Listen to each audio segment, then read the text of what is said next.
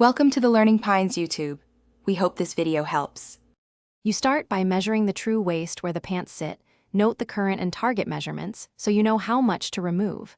Once done, put the pants on inside out and secure with pins at those marks. Make sure the fabric sits evenly across both sides.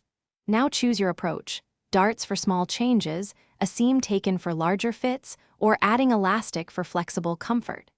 This first action establishes accuracy, and it prevents uneven pulling later when you sew or alter. You now execute the main alteration. Baste along the pinned line and try the pants on to confirm fit. This temporary stitch lets you tweak without committing. If you need more than about 2 inches, unpick the waistband, take in the side seams evenly, and trim excess fabric before reattaching the waistband. Make sure to press seams flat and reinforce high-stress areas. Add a small piece of interfacing to the waistband and bardack near pocket openings so that you finish by reattaching the waistband carefully, top stitching to match original stitch lines so it looks factory-made. Once sewn, trim raw edges, finish with zigzag or serge, and press again to set shape. If there is still slight movement, insert a short piece of 1/2-inch elastic inside the back waistband or add an inner tab with a button.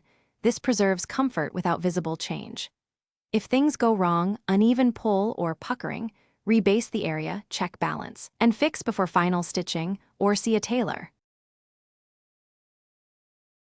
Thanks for watching. Consider subscribing if we helped you.